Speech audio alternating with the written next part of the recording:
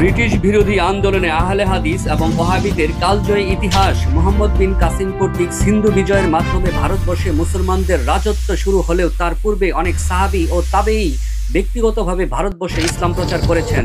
তাদের মাধ্যমে অসংখ্য লোক ইসলামের ছায়াতলে আশ্রয় নেয়।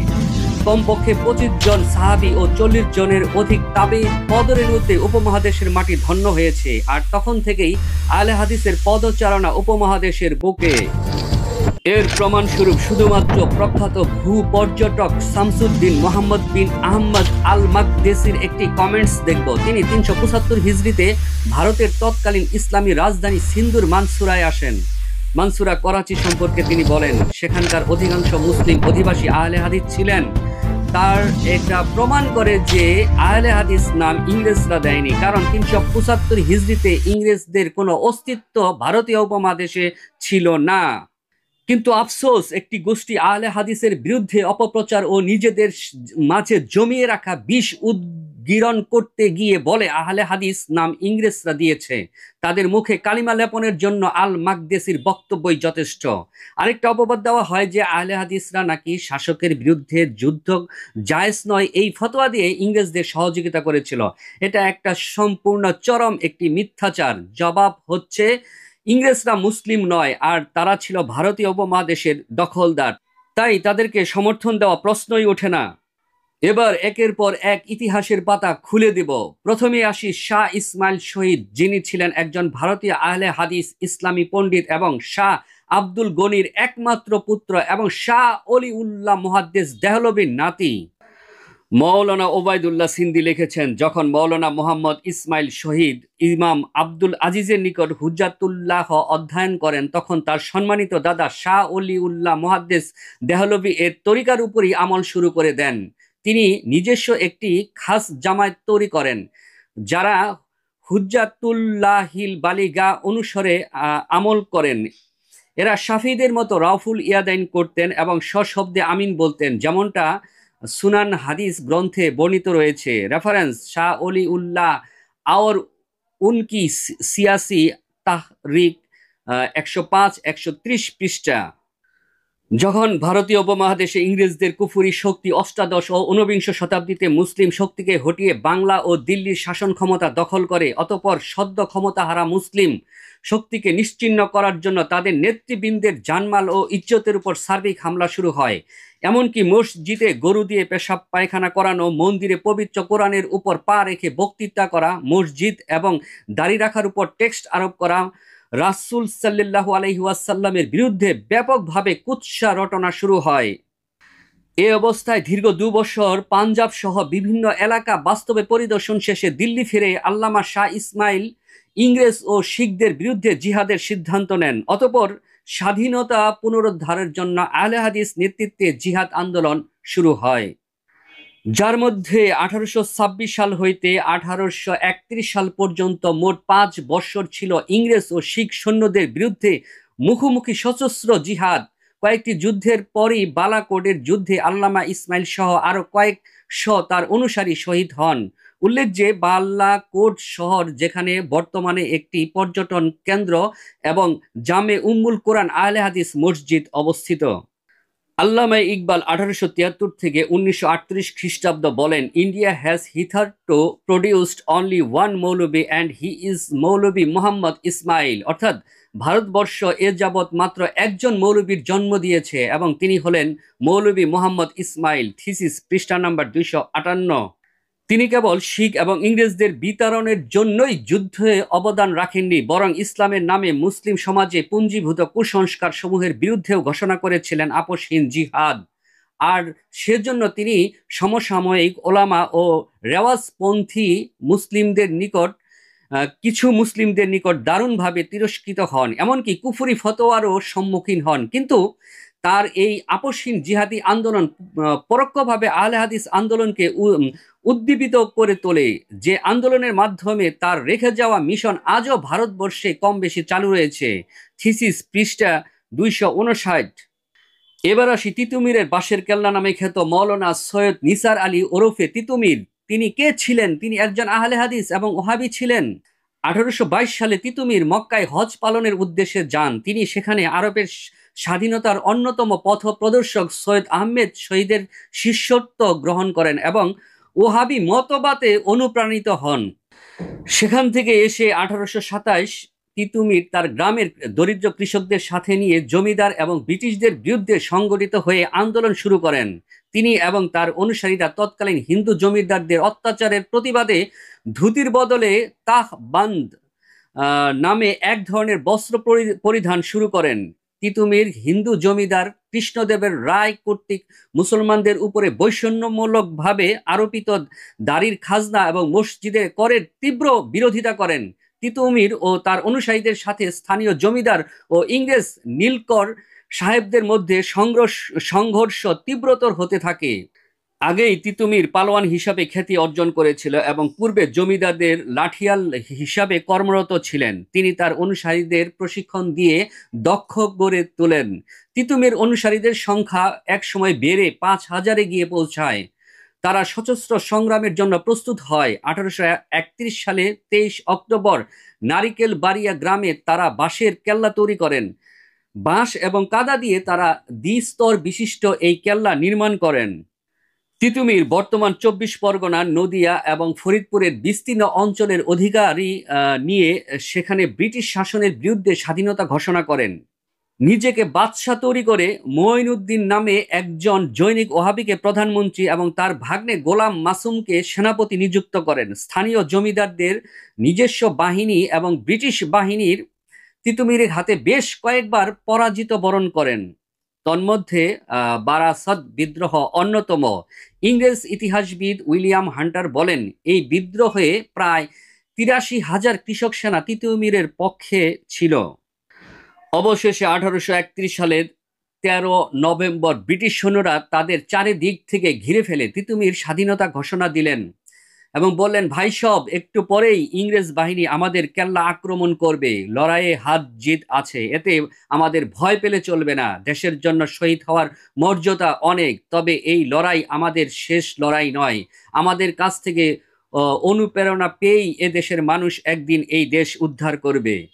আমরা যে লড়াই শুরু করলাম এই পথ ধরেই একদিন দেশ স্বাধীন হবে। 14 নভেম্বর কর্নেল হার্ডিং এর নেতৃত্বে ব্রিটিশ সৈন্যরা ভারী অস্ত্রশস্ত্র নিয়ে তিতুমির ও তার অনুসারীদের উপর আক্রমণ শুরু করে। তিতুমির ও তার সৈন্যরা ব্রিটিশ সৈন্যদের আধুনিক অস্ত্রের সামনে দাঁড়াতে পারেনি। অবশেষে তিতুমির ইংরেজদের বিরুদ্ধে 600 অনুসারী নিয়ে নারকেল বাড়িয়া ঐতিহাসিক বাঁশের কেল্লার যুদ্ধে 1831 সালে 19 নভেম্বর শনিবার সঙ্গী সাথী সহ নিজে সালাতরত অবস্থায় শাহাদত বরণ করেন এবং তিতুমির বাহিনীর প্রধান মাসুম খাঁকে ফাঁসি দেওয়া হয় এবং বাঁশের কেল্লা গুড়িয়ে দেওয়া হয়। এখানে একটা বিষয় উল্লেখ করতে চাই, নারকেল বাড়িয়ার অবস্থান ছিল বর্তমান পশ্চিমবঙ্গের উত্তর 24 পরগনা জেলার অন্তর্ভুক্ত। এভাবে বাংলা ও বিহারে আহলে হাদিস ওলামায়ে কেরাম ইংরেজ সন্ত্রাসের প্রধান শিকার হন। এই সময় ওহাবি ও আহলে হাদিসকে এক বলে গণ্য করা হতো। 1883 সাল পর্যন্ত আহলে হাদিসের উপর এই গণ নির্যাতন অব্যাহত থাকে।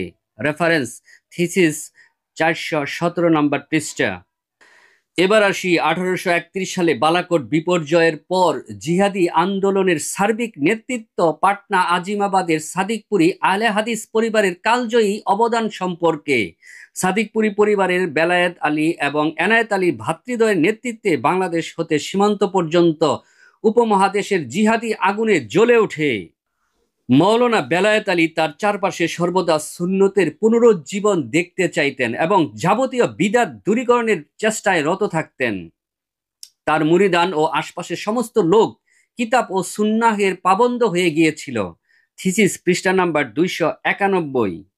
মৌলানা এনায়েত আলী 1792 থেকে 1858 খ্রিস্টাব্দ তৎকালীন যশোর জেলার হাকিমপুরকে কেন্দ্র করে বর্তমান উত্তর 24 পরগনা, সাতক্ষীরা, খুলনা, যশোর, ফরিদপুর, রাজশাহী, পাবনা, কুষ্টিয়া, বগুড়া অঞ্চলে ব্যাপক তাবলিগি তৎপরতা চালাতে থাকেন।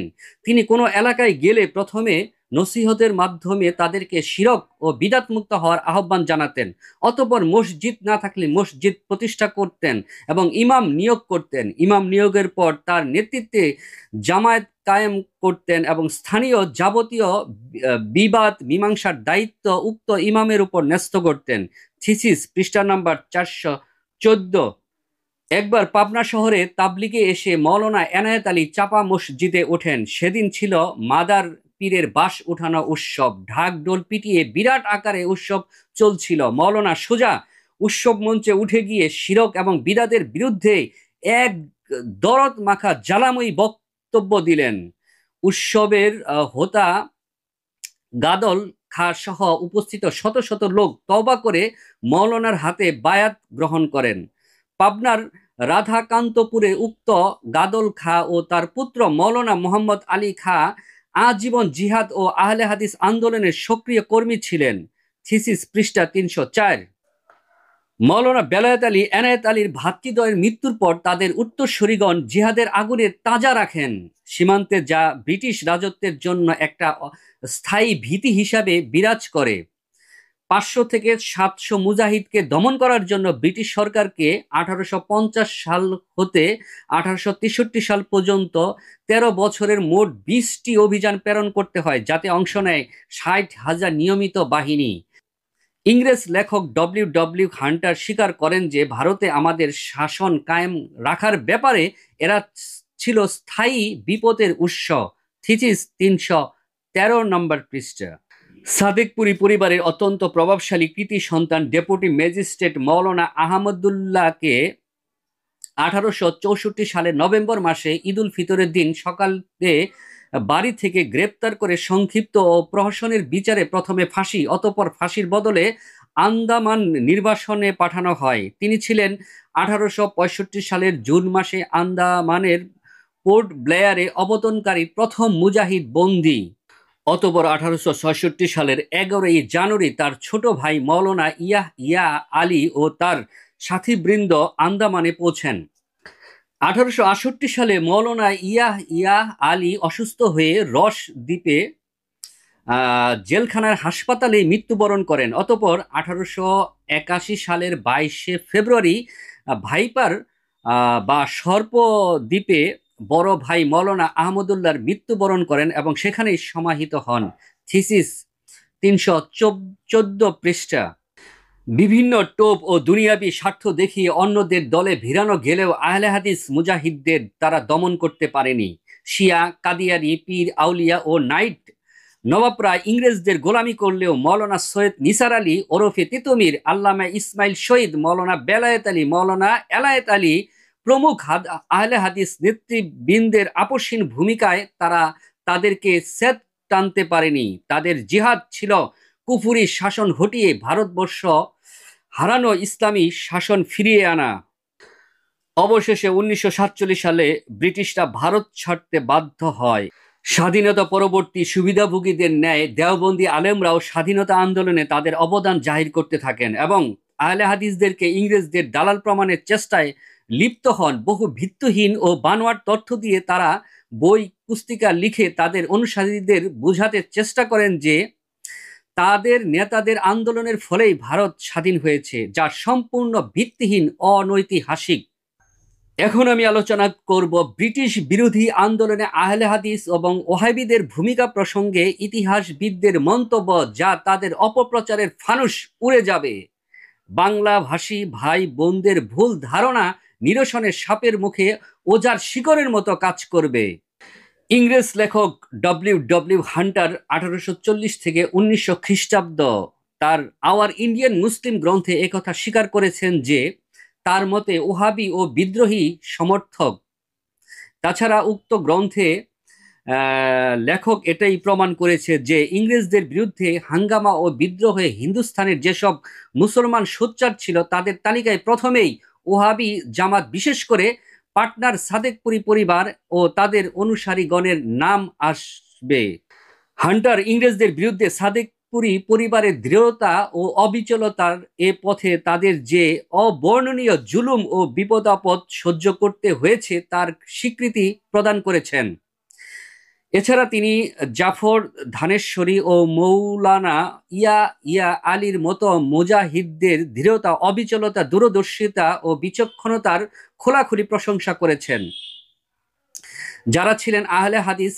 রেফারেন্স: হামারে হিন্দুস্তান মুসলমান উর্দু অনুবাদ, ডক্টর সাদেক হোসেন, পৃষ্ঠা নাম্বার 135, 133, 144, 147। মাওলানা সানাউল্লাহ অমৃতসরী 1868 থেকে 1948 খ্রিস্টাব্দ। 1913 সালে একবার বাংলাদেশ সফরে আসেন। তিনি পশ্চিমবঙ্গের দুকা ও মুর্শিদাবাদ জেলার কয়েকটি গ্রাম যেমন দিলালপুর, ইসলামপুর, জঙ্গিপুর ও বর্তমান বাংলাদেশের চাঁপাইনবাবগঞ্জ জেলাধীন নারায়ণপুর প্রভৃতি গ্রামে সফর করেন। পাঞ্জাবে ফিরে গিয়ে তিনি স্বীয় আখবারে আহলে হাদিস নামক সাপ্তাহিক পত্রিকায় তার সংক্ষিপ্ত সফর বৃত্তান্ত প্রকাশ করেন। সেখানে এক স্থানে তিনি বলেন, আমি এই সফরে কেবলই চিন্তা করছি, বাংলাদেশে এত আহলে হাদিসের সংখ্যা কিভাবে হলো এবং কার দ্বারা হলো। আমাকে বলা হলো এসব মৌলানা এনায়েত আলী ও বেলায়েত আলীর বরকতেই হয়েছে। থিসিস, পৃষ্ঠা নাম্বার 301 থেকে 2। The Wahhabi movement in India গ্রন্থে ডক্টরের থিসিসের লেখক ডক্টর কিয়ামউদ্দিন আহমেদ 1930 থেকে 1998 খ্রিস্টাব্দে বহু গ্রন্থে স্থানে তিনি সাদেকপুরি পরিবারের জিহাদি খেদমত, তাদের অতুলনীয় দৃঢ়তা ও অবিচলতা এবং জিহাদি আন্দোলনে তাদের আত্মত্যাগ এবং অপরিসীম আগ্রহ সম্পর্কে আলোচনা করেছেন। রেফারেন্স: হিন্দুস্তান মে ওহাবি তাহরিক, পৃষ্ঠা 65, 263 পৃষ্ঠা। ব্রিটিশ বিরোধী স্বাধীনতা সংগ্রামে যেসব আহলে হাদিস ওহাবি নেতা কর্মী শহীদ হয়েছেন, আন্দামানের কালো পানিতে নির্বাসিত হয়েছেন, পরিবার পরিজন বস্তুহারা হয়েছেন, পথে পথে বেঘরে প্রাণ দিয়েছেন, জেল জুলুম ফাঁসি জানমাল দিয়ে জিহাদ আন্দোলনকে সাহায্য করেছেন, তাদের ত্যাগের সোনালী ফসল পাক ভারত উপমহাদেশের বিভিন্ন প্রান্তে বর্তমানে বসবাসরত কোটি কোটি আহলে হাদিস জনগণ সেই বিপ্লবেরই ফসল। জুলুম ও নির্যাতনের আগুনে পোড়া নিখাদ তাওহিদবাদী জামাতে আহলে হাদিস চিরকালীন জিহাদি উত্তরাধিকারের নাম। যে কোনো মূল্যের বিনিময়ে পবিত্র কোরআন ও সহি সুন্নাহর সর্বোচ্চ অগ্রাধিকারকে অক্ষুণ্ণ রাখার চিরন্তর শহীদি কাফেলার নাম হচ্ছে আহলে হাদিস। পবিত্র কোরআনে আল্লাহ তাআলা বলেন, অবশ্যই আমি তাদেরকে পরীক্ষা করব কিছুটা ভয়, ক্ষুধা, মাল ও প্রাণের ক্ষতি ও ফল ফসল বিনষ্টের মাধ্যমে। তবে সুসংবাদ দাও ধৈর্যশীলদের। যখন তারা বিপদে পড়ে তখন বলে, নিশ্চয়ই আমরা সবাই আল্লাহর জন্য এবং আমরা সবাই তারই কাছে ফিরে যাব। তারা সেসব লোক যাদের প্রতি আল্লাহর অফুরন্ত অনুগ্রহ ও রহমত রয়েছে এবং এসব লোকই হেদায়েত প্রাপ্ত। সূরা বাকারা আয়াত 155 থেকে 157। আমিন।